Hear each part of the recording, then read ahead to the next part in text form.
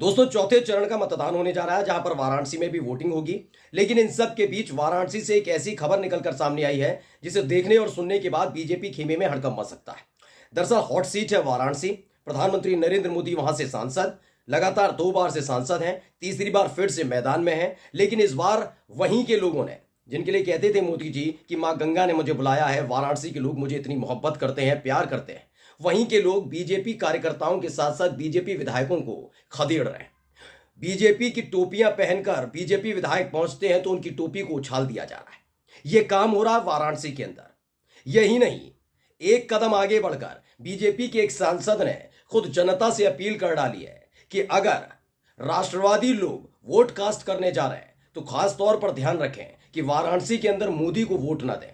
ऐसा क्या हुआ है कि एक तरफ बीजेपी विधायक की टोपी उछाली जा रही है, कमल छाप वाली, तो वहीं दूसरी तरफ बीजेपी सांसद को ऐलान करना पड़ा कि मोदी को किसी भी कीमत पर वोट ना दें।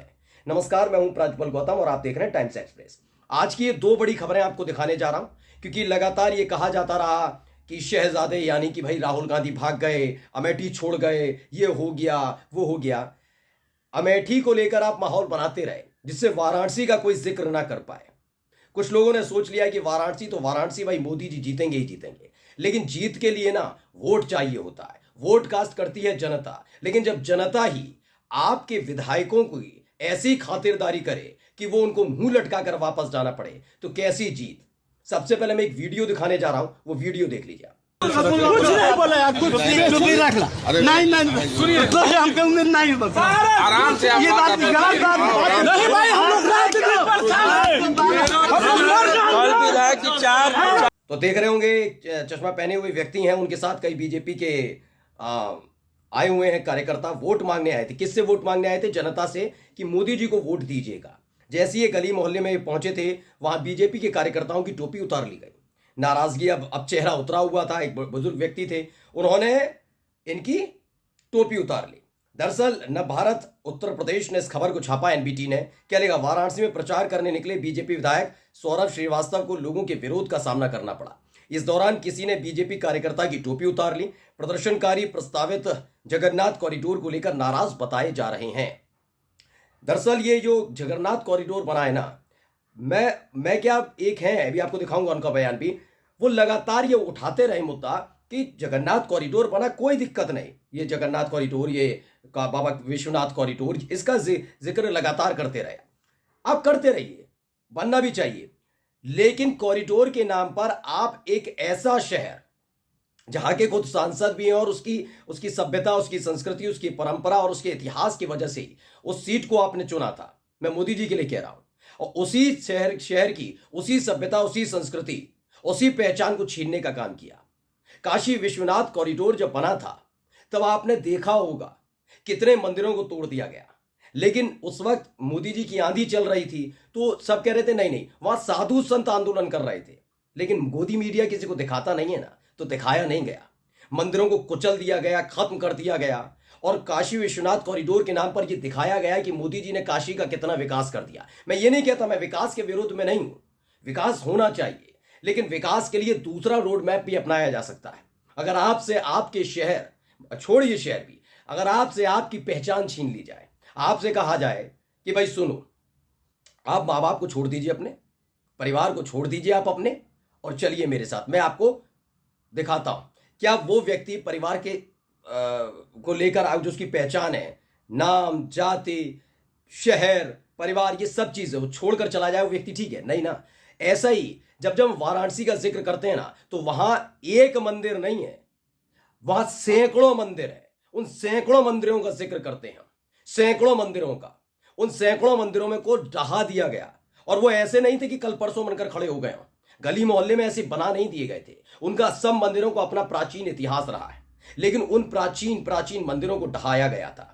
और इसी को लेकर नाराजगी लोगों में तब से थी। अब एक नया जगन्नाथ कॉरिडोर को लेकर मसला निकलकर सामने आया, जिसमें लोगों को नाराजगी यह है कि उनके घर, दुकान, मकान, मंदिर सब ढहाए जा रहे हैं। लेकिन ये कहते हैं हिंदूवादी सरकार। इसलिए आप देखिए एक बार फिर से वीडियो में किस तरीके से उनकी टोपियां उछाली जा रही हैं। देखिए वीडियो। कुछ नहीं बोला यार, कुछ चुप ही रख ला। नहीं सुनिए, तो हमको उम्मीद नहीं है। आराम से ये बात गलत बात नहीं भाई, हम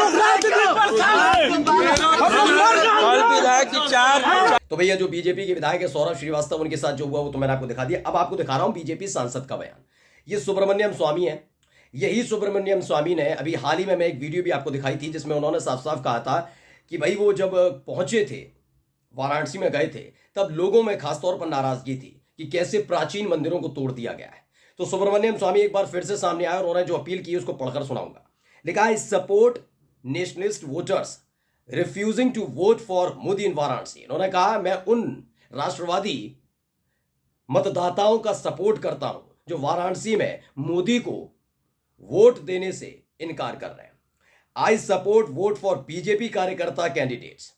उन्होंने कहा मैं बीजेपी के कार्यकर्ताओं के कैंडिडेट्स का पूरा सपोर्ट करता हूं।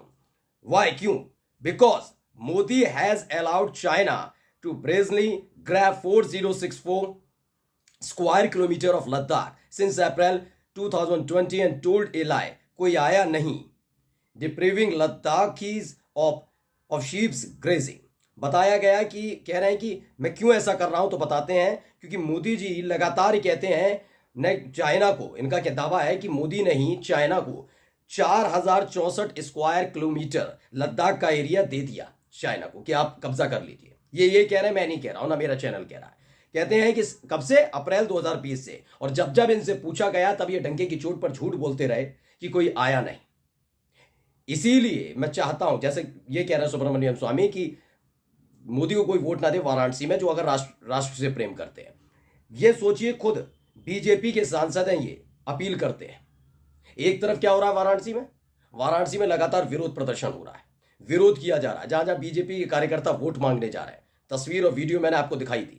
और ये नाराजगी कोई बीजेपी के नेताओं से नहीं है। अच्छा बताइए, क्योंकि मैं क्यों कह रहा हूं, सुनिए। क्योंकि देखिए, आप समझिए, जगन्नाथ कॉरिडोर क्या बीजेपी के विधायक सौरभ श्रीवास्तव की वजह से पास हो रहा है? नहीं ना। वहां के सांसद की वजह से हो रहा है? नहीं। सांसद है मोदी जी, लेकिन सांसद होने के नाते नहीं, बल्कि प्रधानमंत्री होने के नाते वो ये सब कर रहे हैं। प्रधानमंत्री होने के नाते ही काशी कॉरिडोर बनाया। अब देखिए जगन्नाथ कॉरिडोर, इनसे वहां के लोग कितने इफेक्ट हो रहे हैं, कोई लेना देना नहीं। साहेब का सपना पूरा होना चाहिए बस, किसी भी कीमत पर। लोग चीखते हैं, चीखने दीजिए, चिल्लाते हैं, चिल्लाने दीजिए। थोड़ी देर चीखेंगे, चिल्लाएंगे, कुछ दिन बाद भूल जाएंगे। इस वाली थ्योरी पर काम कर रही है मोदी सरकार। यही एक वजह है कि इनको लगा कि किसान भी ऐसे ही करेंगे, कुछ दिन चीखेंगे, चिल्लाएंगे, थक जाएंगे, अपने अपने घर लौट जाएंगे और फिर सब भूल जाएंगे। लेकिन किसानों ने ऐसा डेरा जमाया कि पंजाब और हरियाणा में इनकी हालत खराब है। अब तक कभी वाराणसी में ऐसी तस्वीरें आपने नहीं देखी होंगी कि विधायक को घेर लिया गया हो, जो मोदी जी के लिए वोट मांगने आया हो, उस विधायक को घेरा गया और उनके कार्यकर्ताओं की टोपियां उछाल दी हो जिस पर कमल का फोटो लगा हुआ है। नहीं हुआ ना, लेकिन अब हो रहा है। ये 10 साल बाद की इस तस्वीर ने ना दिल्ली तक हड़कंप मचा कर रख दिया है कि वाराणसी में हालात क्या है। अब सबको इंतजार है कि वाराणसी में जब वोटिंग होगी उस तरह के हालात क्या निकल कर आएंगे, कितनी वोट ऑफ परसेंटेज होगा, क्या होगा, उन तमाम चीजों को भी आपके सामने लेकर आऊंगा। नमस्कार।